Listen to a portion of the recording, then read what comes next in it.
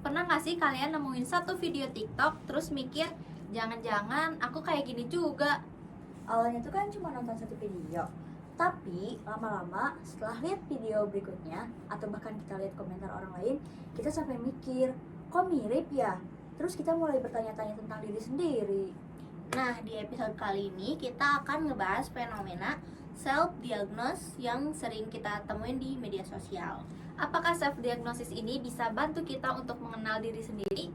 Atau justru malah kita terjebak dalam label yang belum tentu benar. Welcome to Quietly Yours. Tenang aja, it stay here.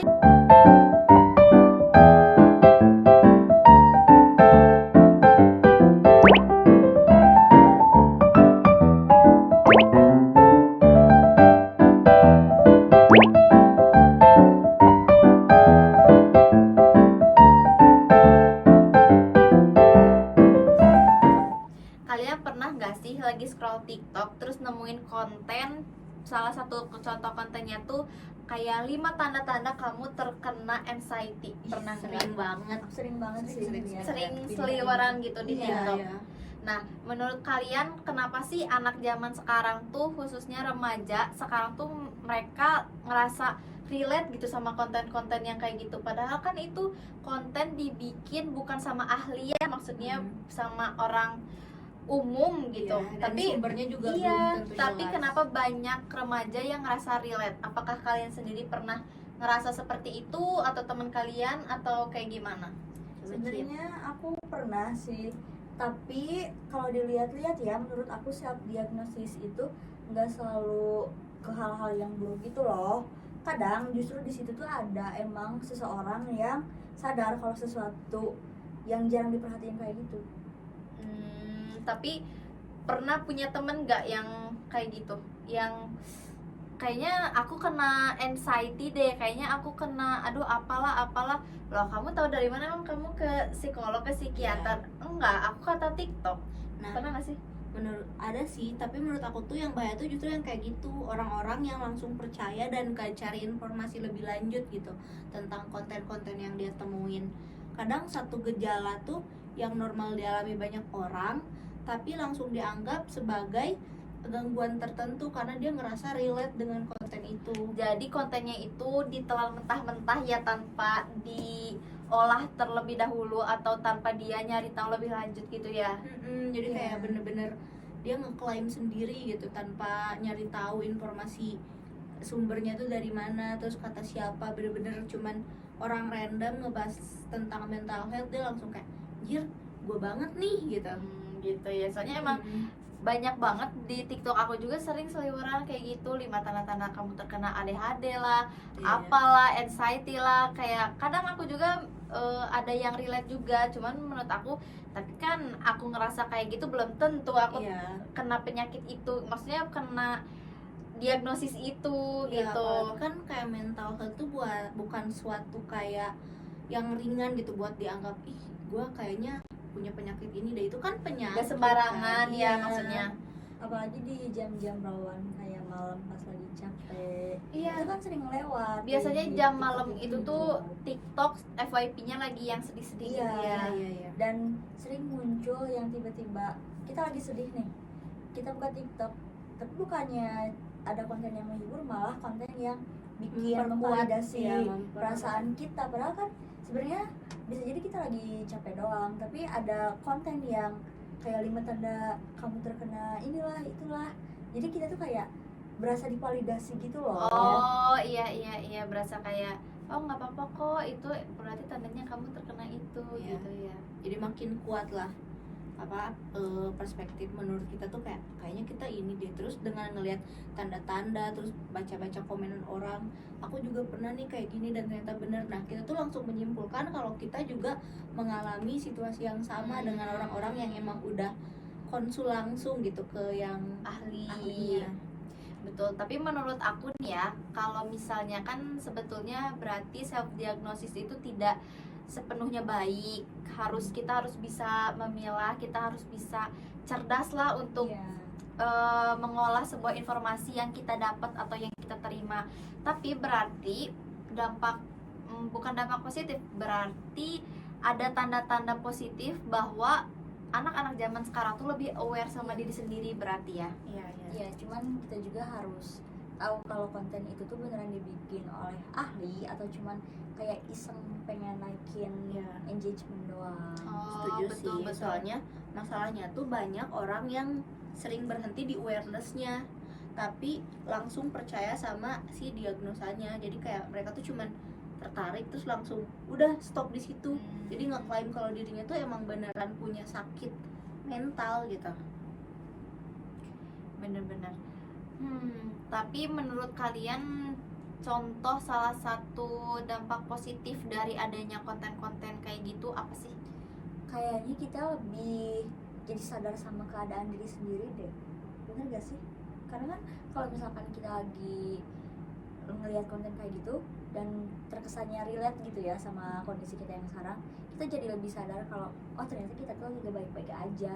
Cuman karena mungkin di luarnya brandingnya kayak gimana, jadi kita nggak sadar. Tapi setelah lihat konten itu kita jadi lebih sadar sama diri sendiri, keadaan diri sendiri gitu loh.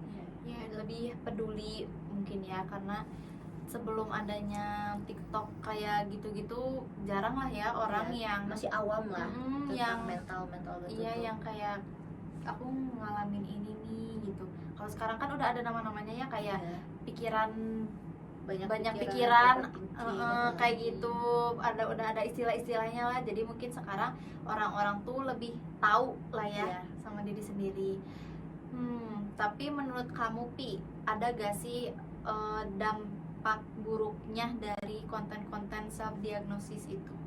Kalau misalnya kita udah menyimpulkan gitu ya self diagnosis yang kita tonton dari beberapa konten doang, kayak itu lumayan bahaya sih, karena kita udah menyimpulkan kalau kita tuh punya penyakit padahal kan belum tentu benar.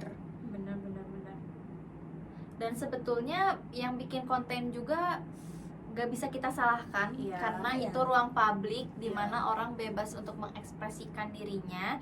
Maksudnya orang bebas lah, itu yang orang yang punya akun dia gitu ya, dia posting. Cuman kita sebagai audiens kita harus bisa Lebih pinter lebih pinter-pinter konten yang kita lihat. Iya, si kreatornya juga cuman bikin konten itu tuh kan untuk edukasi biar kita tuh lebih mengenal diri gitu loh. Cuman mungkin dari beberapa orang tuh malah langsung mendiagnosis dirinya sendiri kalau dia tuh beneran punya penyakit mental, padahal si kreator itu tuh mungkin cuman ngasih tahu kayak kita tuh harus lebih aware dengan kesehatan diri kita. Caranya tuh biar ngecek ke yang lebih ahli, bukan langsung menyimpulkan gitu. Betul. Jadi kalau semisalnya ada konten yang tentang ciri-ciri awas bahaya gitu ya, ciri-ciri kamu kena ini gitu. Nah itu tuh sebenarnya kita ambil sisi positifnya aja berarti ya. Nah setelah kita lihat itu, kalau kita ngerasa relate itu sama diri kita sendiri, jangan langsung menyimpulkan. Betul. Iya, jangan langsung ngasih label ke diri sendiri kalau kita kita depresi nih, padahal kan belum tentu. Tapi dari setelah mungkin kalau relate dari situ, nah kita baru lanjut konsul ya. Betul. Kalau emang udah ngerasa bingung mau minta tolong sama siapa dan mungkin udah dikasih saran sama teman-temannya tapi masih belum cukup, atau misalkan masih ngerasa diri aku tuh gak baik-baik aja, boleh langsung ke yang lebih ahli, ke ahlinya. Ya, dan sekarang juga udah mulai naik gitu ya, apa sih si cara kita konsul gitu tuh kan takutnya malu gitu kalau cerita langsung. Kita kan bisa lewat aplikasi. Iya, sekarang tuh banyak ya. Platform juga banyak sekarang udah ada. Contohnya apa aja sih? Kayak Halodoc gitu ada. Halodoc, Jadi konsul terus kayak online gitu.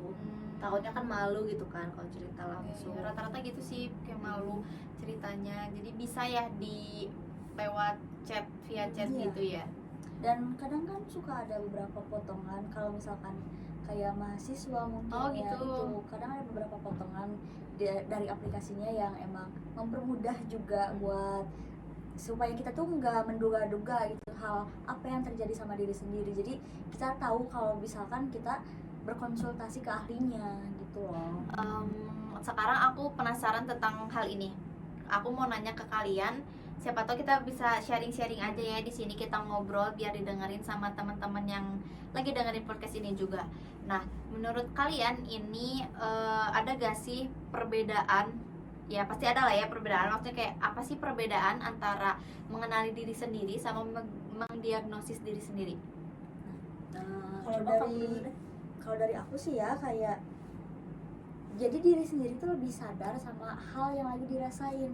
Oh, Mungkin nggak tapi bisa, nggak melebeli gitu ya? iya, kayak kita tuh merasakan, contohnya nih kayak kita lagi sakit hati sama orang, kita ngerasain hal itu, tapi kita nggak melebeli kalau misalkan kita dibikin depresi sama orang itu. Oh iya iya. Atau iya. enggak kayak misalnya nih kita lagi serba salah gitu, kayak kita tuh udah tahu nih dikejar-kejar sesuatu gitu, tapi kita tuh gak mau ngapa-ngapain, kita kan nggak tahu kalau itu apa.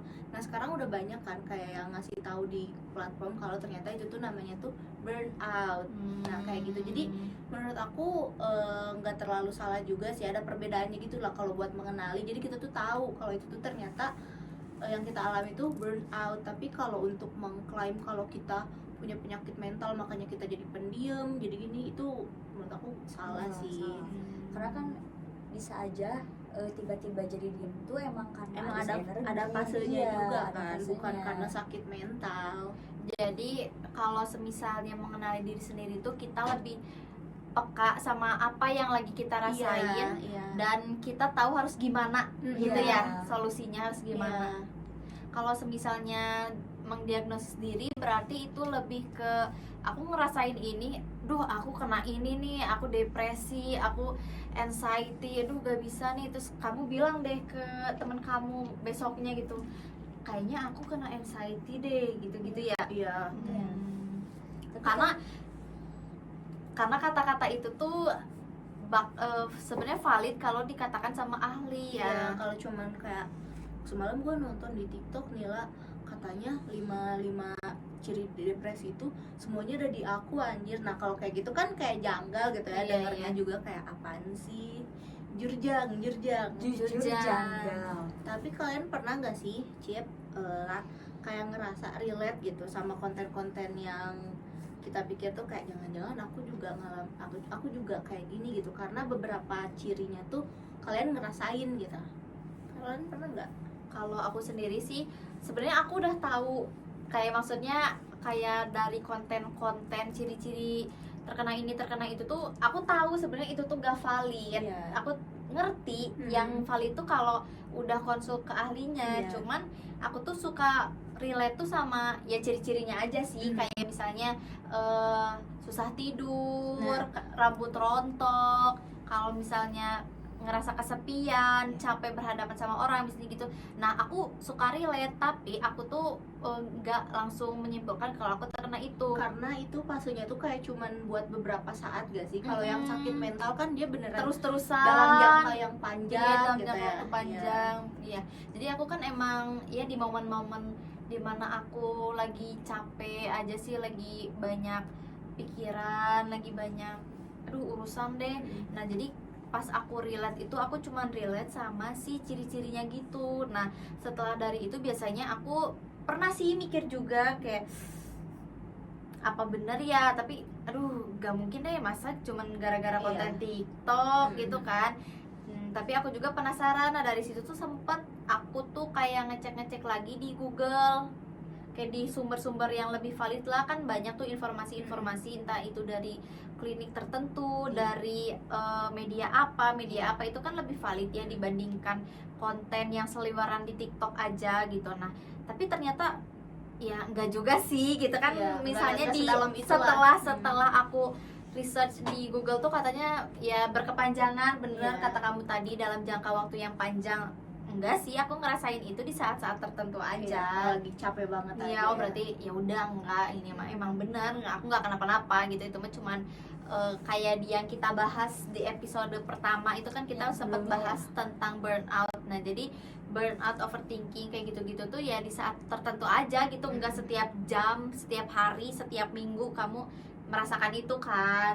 Berarti algo terima media sosial tuh cukup bahaya ya. Iya benar. Karena kalau kita lagi capek, lagi sedih, terus Iya. buka sosmed, mereka tuh malah memvalidasi dan bikin kita tuh ngeklaim kalau diri kita tuh beneran punya penyakit mental gitu. Padahal enggak kan, itu cuma di waktu-waktu tertentu. Iya. Tapi algo terimanya ini nih yang bahaya gitu. Mereka bisa tahu kapan kita sedih dan apa yang kita butuh kalau lagi sedih. Jadi mereka cuma memvalidasi. Nah itu tuh bahaya sih ya.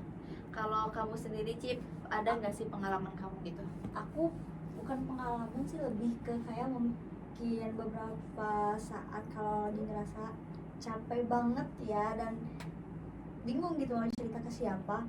Dan kalau scroll TikTok tuh kayak ini TikTok tahu banget ya Iya. perasaan aku, dan ada beberapa konten yang kalau misalkan kamu kayak gini tuh ada ini, tapi di sisi lain aku cuman mikir oh mungkin dari konten ini tuh cuman ngevalidasi perasaan aku aja, bukan bener-bener aku sampai mikir oh kayaknya iya deh aku kena penyakit ini, nggak sampai kayak gitu, cuman berasa lebih divalidasi perasaan yang nggak bisa kita ceritain ke orang lain itu sih, aku lebih kayak gitu. Kalau kamu sendiri Pi, pengalamannya gimana nih? Kalau aku sama sih, paling kalau lagi misalnya lagi capek banget nih, terus buka sosmed, ternyata mereka tuh malah memvalidasi apa yang aku rasain gitu.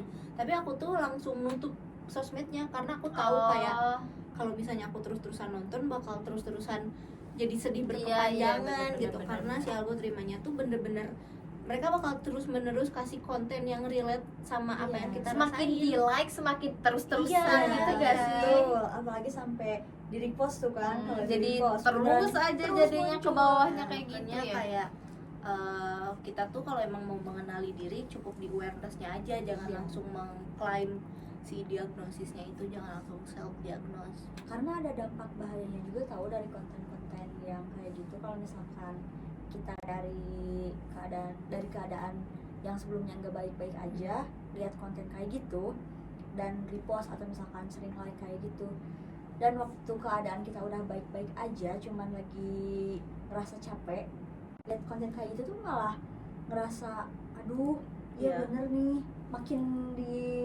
Serap jadi abis gitu iya, energinya. energinya diserap abis. Dan kita juga malah bikin memperpanjang rasa sedih itu karena ngerasa dikasih makan lah. Iya, egonya Iya, dikasih dikasih makan gitu dengan terus-terusan kayak ih anjir bener nih relate, ih anjir iya lagi.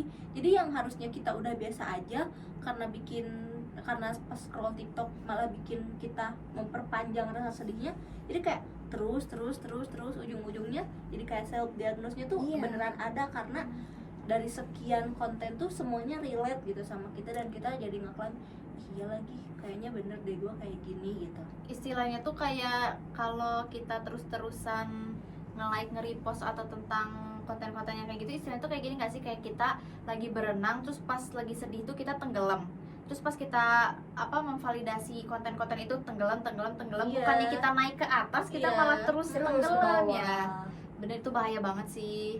Takut ujung-ujungnya ya sedih berkepanjangan dan akhirnya takutnya beneran depresi lah atau Iya. gimana lah, kan yang asalnya dia agak depresi jadi depresi cuman gara-gara self Konten, diagnose. iya, jadi kayak Kayak lihat konten sedih aja, kita langsung beranggapan oh iya aku lagi sedih, padahal kan aslinya biasa-biasa aja, cuman karena lihat konten itu kita mendiagnosis diri sendiri. iya, jadi mengenali diri itu tuh penting, tapi jangan sampai kita tuh terjebak sama cara kita mengenali diri kita sendiri itu loh. Jadi harus lebih aware kitanya sih. Jadi Bener-bener. mungkin maksudnya tuh kayak sedih boleh, cuman kita juga menjaga batasannya gitu, Iya. menjaga batasannya. Jangan terlalu berlarut-larut Iya. lah. Nanti malah terjebak di lubang sendiri gitu. kalau Sedihnya kayak itu jangan gitu. selalu dikasih makan sama konten-konten yang mungkin awalnya cuma biasa buat ngevalidasiin perasaan, tapi kalau terus-terusan muncul sedih yang misalkan udah hilang, ke-trigger lagi, dan ujung-ujungnya kita self diagnosis. Buat teman-teman di sini, kita bikin podcast ini sebagai sharing session ya. Di sekarang ini masih antara kita bertiga. Nah, kita pengen teman-teman semua yang dengerin podcast ini lebih mengenal diri sendiri, lebih aware lah sama isu-isu sosial, sama isu-isu mental health yang secara sosial atau yang dialami sama teman-teman. Nah, setelah sharing session tadi, berarti dapat disimpulkan bahwa teman-teman yang nonton podcast ini jangan sampai kalian itu melakukan diagnosis diri sendiri hanya karena konten di TikTok. Ya jangan sampai kalian yang awalnya mau mengenali diri sendiri malah jadi menjebak diri sendiri. di lewat konten-konten itu. Betul, jadi kalau semisalnya di FYP TikTok kalian atau Instagram atau Iya. sosial media manapun ada konten-konten yang relate atau yang kayak tadi ciri-ciri apa, tanda-tanda apa, jangan sampai kalian telan mentah-mentah informasinya. Kalau misalnya kalian relate sama ciri-cirinya, nah kalian bisa, kalau misalnya berkepanjangan kalian relate-nya, kalian bisa konsul aja ke para ahli. Jangan Iya, langsung melabeli diri sendiri terkena ini, terkena itu gitu. aku sakit jiwa. Nah, Nggak boleh ya, nggak guys. boleh. Jangan sampai menjebak diri sendiri. Mungkin emang teknologi di ruang publik sekarang lebih canggih, tapi karena kita manusia, kita juga harus lebih pintar daripada teknologi. Betul. Jadi sekali lagi ini sebagai Mengingat pengingat untuk teman-teman dan untuk kita juga. Jangan sampai kita melakukan self diagnose, karena self diagnose itu seringkali membuat kita terjebak. Betul. Mengenal diri sendiri itu penting. tapi nggak semua hal yang kita rasain itu harus langsung dikasih label. Dan nggak semua video yang relate itu bisa kita jadiin self diagnose. Karena memahami diri sendiri itu adalah sebuah proses. Aku Lala, Aku Api. Aku Cipa. see you on on Quietly Quietly Yours.